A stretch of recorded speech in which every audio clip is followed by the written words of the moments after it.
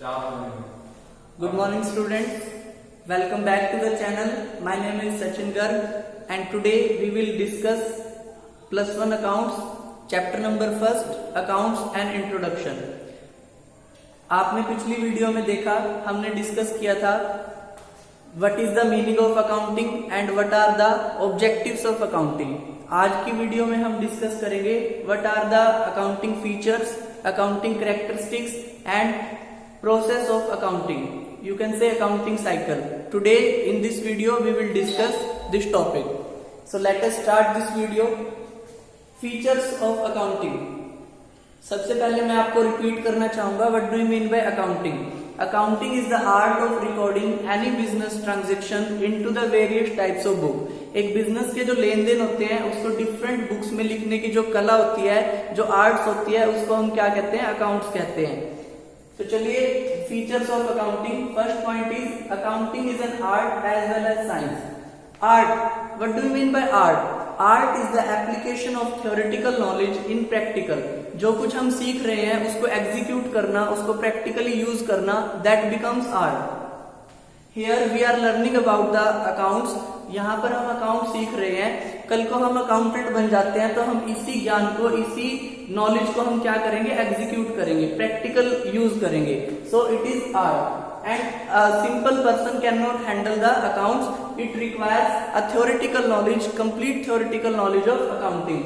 So accounting is an art. Science. Just as science has its unique rule and principle, in the same way, accounts has also its unique rule and principle. जिस तरह से science के अपने कुछ सिद्धांत होते हैं, उसी प्रकार से अकाउंट्स के भी अपने कुछ सिद्धांत होते हैं. इस वजह से हम कह सकते हैं accounting is art as well as science. Second one is recording of financial transaction only. There are two type of transaction. First is financial transaction and second one is non-financial transaction. Financial transaction refer to those transaction which are related to money. जो पैसे या धन से संबंधित होते हैं, that is financial transaction. And non-financial transaction which are not related to money. But in accounts we record only financial transaction. This is the second features of account. Third one is recording in terms of money. Accounts के अंदर हम जो भी transaction record करते हैं वो monetary term में सबसे पहले हमें कन्वर्ट करना होता है. For example, a business have 5 machines, 10 tables, 20 chairs. We cannot write these assets in same form. Firstly, we have to convert the money value of these assets, then we will record. Firstly, we will convert like 5 machine equal to rupees 5 lakh, 10 table equal to maybe 50,000 and 20 chairs maybe 10,000. Then we will convert our total asset is 5 lakh 60,000. So firstly we will convert the money value of asset, then we will write. Is it clear? Now come to the next point, classification. इसके लिए सबसे पहले मैं आपको describe करना चाहूंगा accounting process and cycle. देखिए ये साथ साथ है, both are interrelated topic.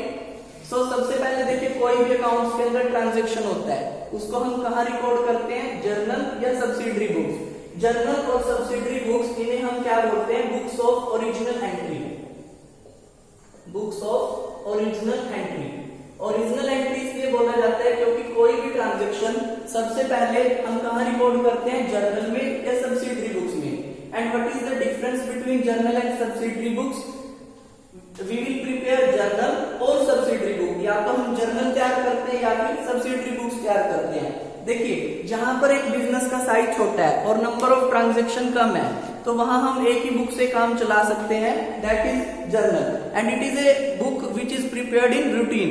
ये एक ऐसी बुक होती है जो हम रूटीन में तैयार करते हैं. एंड सब्सिडरी बुक्स जहां पर बिजनेस का साइज बहुत बड़ा है, नंबर ऑफ ट्रांजैक्शंस ज्यादा है, तो वहां पर हम क्या करते हैं? हर ट्रांजैक्शन के लिए एक सेपरेट बुक मेंटेन करते हैं, that is called subsidiary books. And there are 8 types of subsidiary books which are cash book, purchase return book, sales return book, bill receivable book, bill payable book and journal proper. we record all the transaction related to particular item in particular subsidiary books. Is it clear? After recording the transaction in journal and subsidiary book, we will classify them in ledger. Ledger क्या होता है? हर transaction के लिए जितने भी transaction हमने journal या subsidiary books में रिकॉर्ड किए हैं, हम हर एक अकाउंट का, हर एक ट्रांजेक्शन के लिए एक सेपरेट अकाउंट मेंटेन करते हैं, which is T shape account. Here is two side of accounts, debit and second one is credit. Particular and amount. Account name. When we prepare separate account for every transaction, that is called ledger account. Ledger हम क्यों बनाते हैं? हमारे accounts को update रखने के लिए. देखिए, हम मान लीजिए जर्नल बना रहे हैं. जर्नल एक रूटीन बुक है जिसको हम डेट वाइज मेंटेन कर रहे हैं. हमने परचेज की एंट्री 1 तारीख में भी करी, फर्स्ट डेट में भी करी, 5 को भी की, 7 को भी की, till the last day of month. तो अगर कोई हमसे पूछता है कि आपकी टोटल परचेज कितने की है, तो शायद हम उसको नहीं बता पाएंगे. हमें उसको एक जगह लिखना पड़ेगा. Then we have to total all the entries. Then we will able to find out the total of purchase amount.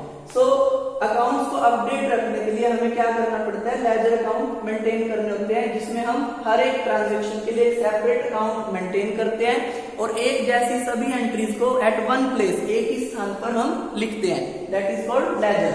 And ledger बनाने की जो हमारी प्रोसेस होती है, उसी को हम नाम देते हैं क्लासिफिकेशन. क्लासिफिकेशन मतलब वर्गीकरण. जर्नल और सब्सिडरी बुक्स में जब हम ट्रांजैक्शन को रिकॉर्ड करते हैं, इसे बोलते हैं recording in terms of money. Recording in terms of money. Journal और सब्सिडरी बुक्स में रिकॉर्डिंग करने के बाद क्लासिफिकेशन होता है, और क्लासिफिकेशन में हम क्या करते हैं? लेजर पोस्टिंग करते हैं.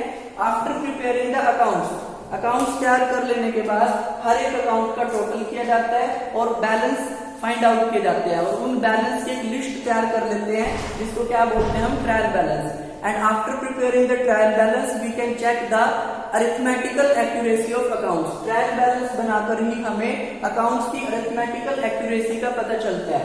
That is called trial balance. और ट्रायल बैलेंस बनाने की जो प्रोसेस होती है, उसको हम नाम देते हैं समराइजिंग. कंक्लूड करना, अकाउंट्स को कंक्लूड करना, उसकी एक समरी तैयार करना, that is called trial balance. And on the basis of trial balance we prepare final account which include 3 types of account: trading account, profit and loss account,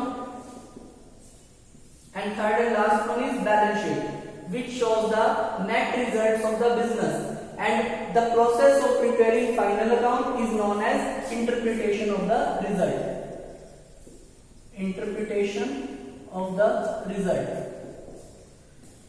परिणामों की व्याख्या करना.